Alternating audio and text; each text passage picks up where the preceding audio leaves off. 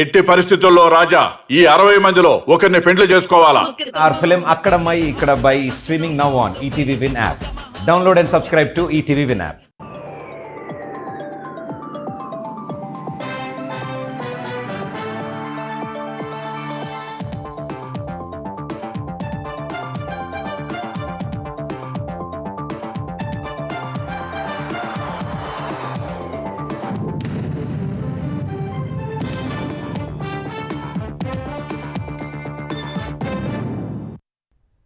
నమస్కారం ETV news కి స్వాగతం.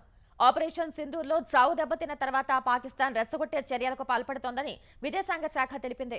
వరుసగా 3వ రోజు పాక్ చేసిన దాడులను తిప్పికొట్టినట్లు వెల్లడించింది. శ్రీనగర్, ఉధంపూర్, భటిండా, భుజ్ సహా 26 ప్రాంతాల్లో డ్రోన్లతో పాక్ దాడులు చేసినట్లు విదేశాంగ శాఖ, రక్షణ శాఖ అధికారులు తెలిపారు. భారత్ పాక్ సరిహద్దుల్లో ఘర్షణలపై సైన్యానికి చెందిన కర్నల్ సోఫియా ఖురేషి, వాయుసేనకు చెందిన వింగ్ కమాండర్ వ్యోమికా సింగ్ తో కలిసి విదేశాంగ శాఖ కార్యదర్శి విక్రమ్ మిశ్రీ మీడియాకు వివరించారు.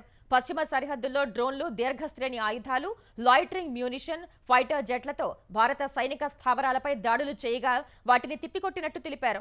పాక్ దాడుల్లో ఉధంపూర్, భుజ్, పఠాన్కోట్, బఠిండాల్లోని వాయుసేన స్థావరాల్లో సిబ్బంది గాయపడినట్లు తెలిపారు.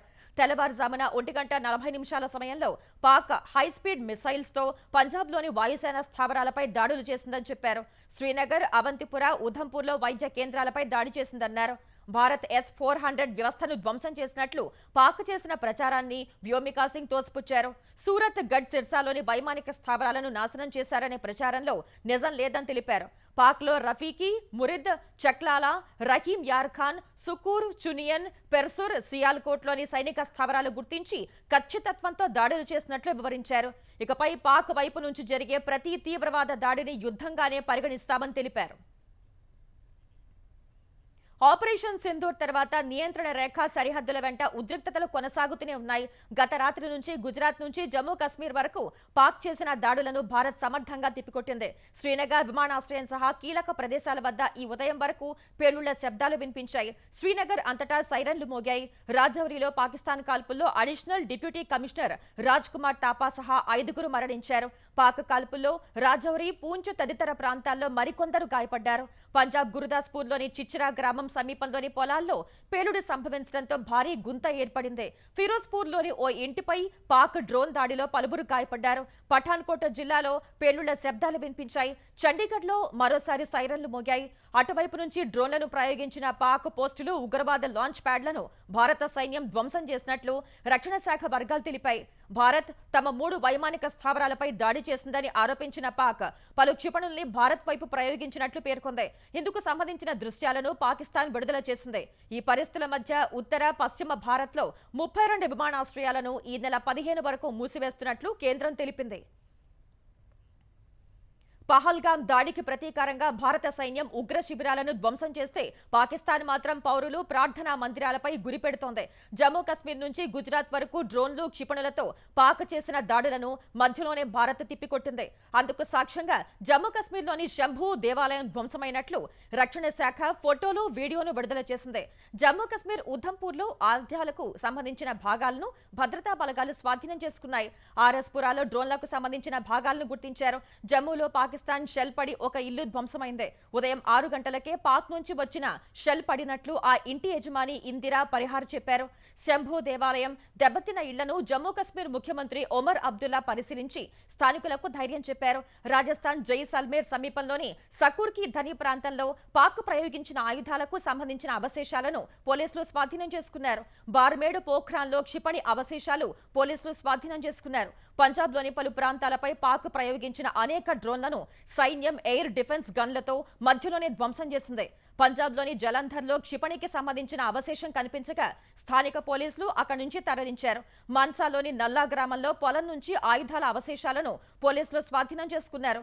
గుజరాత్ కచ్ ప్రాంతంలో డ్రోన్లకు సంబంధించిన భాగాలను గుర్తించారు. భారత్ పాక్ మధ్య ఉద్రిక్తతలు తీవ్రమైన వేళ నియంత్రణ రేఖ సరిహద్దుల వెంట పరిస్థితులపై ప్రధాని నరేంద్ర మోదీ ఎప్పటికప్పుడు సమీక్షిస్తున్నారు.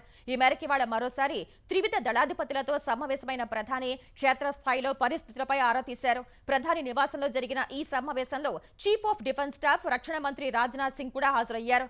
అంతకుముందు మోదీ జాతీయ భద్రతా సలహాదారు అజిత్ డోభాల్తో సమావేశమయ్యారు.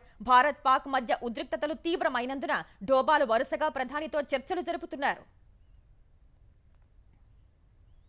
పహల్గామ్ దాడులకు ప్రతీకారంగా భారత్ జరిపిన దాడుల్లో లష్కరే తోయిబా, జైషే మహమ్మద్ తీవ్రవాద సంస్థలకు చెందిన కీలక నేతలు హతమైనట్లు ప్రభుత్వ వర్గాలు తెలిపాయి. మే 7న భారత్ జరిపిన దాడుల్లో 5గురు ముష్కరులు హతమైనట్లు వెల్లడించాయి. ఇందులో లష్కరే తోయిబా మురిద్కే కార్యాలయ ఇన్ఛార్జ్ లష్కరే ముదస్సర్ ఖదియన్ ఖాస్ ఉండగా అతడి అంత్యక్రియలకు పాకిస్తాన్ సైన్యం గార్డ్ ఆఫ్ ఆనర్ ప్రకటించింది. పాకిస్తాన్ సైన్యాధిపతి పాక్లోని పంజాబ్ సీఎం మరియం నవాజ్ తరపున అతడికి నివాళులర్పించారు. అదే దాడిలో జైషేకే చెందిన హఫీజ్ మహమ్మద్ జమీల్ హతమైనట్లు తెలిపింది. అతడు జైషే మహమ్మద్ అధినేత మౌలానా మసూద్ అజర్ కు పెద్ద బావమరిది కాగా బవాల్పూర్లోని మర్కజ్ సుభానుల్లా ఇన్ఛార్జిగా ఉన్నట్లు ప్రభుత్వ వర్గాలు తెలిపాయి. యువతను తీవ్రవాదంలోకి ఆకర్షించడం, జైషే మహమ్మద్ సంస్థకు నిధులు సమీకరణలో అతడు క్రియాశీల పాత్ర పోషించినట్లు భారత ప్రభుత్వ వర్గాలు వెల్లడించాయి. జైషే మహమ్మద్ అధినేత మసూద్ అజర్ బావమరిది, జైషే సభ్యులకు ఆయుధ శిక్షణ ఇచ్చే మహమ్మద్ యూసఫ్ అజార్ కూడా మృతుల్లో ఉన్నట్లు కేంద్ర ప్రభుత్వ వర్గాలు తెలిపాయి. జమ్మూ కశ్మీర్లో జరిగిన అనేక తీవ్రవాద దాడుల్లో పాల్గొన్న యూసఫ్ అజార్ IC-814 విమానం హైజాక్ కేసులో వాంటెడ్ గా ఉన్నట్లు వెల్లడించాయి. లష్కరే తోయిబాకు చెందిన మరో నేత ఖలీద్ మే 7న జరిగిన దాడుల్లో హతమైనట్టు తెలిసిందే. జైషేకే చెందిన మహమ్మద్ హసన్ ఖాన్ కూడా భారత బలగాలు మట్టుపెట్టాయి. భారత్ పాక్ మధ్య ఉద్రిక్తతల నేపథ్యంలో అమెరికా విదేశాంగ శాఖ మంత్రి మార్కో రూబియో, భారత విదేశాంగ శాఖ మంత్రి జైశంకర్, పాక్ ఆర్మీ చీఫ్ ఆసిం మునీర్తో విడివిడిగా ఫోన్లో మాట్లాడారు. ఇరు దేశాలు నిర్మాణాత్మక చర్చలు ప్రారంభించాలని సూచించారు. భారత్ పాక్ మధ్య చర్చల కోసం సాయం చేస్తామని ప్రతిపాదించారు. విదేశాంగ శాఖ మంత్రి జైశంకర్తో ఫోన్లో మాట్లాడిన రూబియో ఉద్రిక్తతలు సద్దుమణిగేలా తక్షణ చర్యలు తీసుకోవాలని కోరారు. ఇరు దేశాల మధ్య వివాదాల ముగింపునకు చర్చలు జరపాలని, అందుకు అమెరికా పూర్తి సాయం అందిస్తుందని తెలిపారు. ఈ సందర్భంగా భారత విధానం ఎప్పుడూ బాధ్యతాయుతంగానే ఉంటుందని జయశంకర్ రూబియోకి స్పష్టం చేశారు. అంతకుముందు పాక్ ఆర్మీ చీఫ్ తో ఫోన్లో మాట్లాడిన రూబియో పెరుగుతున్న సైనిక ఉద్రిక్తతలను తగ్గించడానికి తక్షణం చర్యలు ప్రారంభించుకోవాలని సూచించారు. ఉద్రిక్తతలు మరింత తీవ్రతరం కాకుండా ఉండేందుకు అవసరమైతే ఇరు దేశాల మధ్య తాము మధ్యవర్తిత్వం చేస్తామని ప్రతిపాదించారు. జమ్మూ కశ్మీర్ సరిహద్దుల్లో పాకిస్తాన్ సేనలతో తలపడుతూ వీరమరణం పొందిన తెలుగు జవాన్ మురళీ నాయక్ కు తెలుగు రాష్ట్రాల్లోని పలువురు నేతలు, ప్రజలు నివాళి అర్పించారు. విజయవాడ గొల్లపొడిలోని మురళీ నాయక్ చిత్రపటానికి మాజీ మంత్రి దేవినేని ఉమా మహేశ్వరరావు నివాళులర్పించారు. 2 నిమిషాలు మౌనం పాటించారు. విజయవాడలో జనసేన పార్టీ ఆధ్వర్యంలోని నేతలు మురళీ నాయక్ చిత్రపటానికి పుష్పాంజలి ఘటించారు.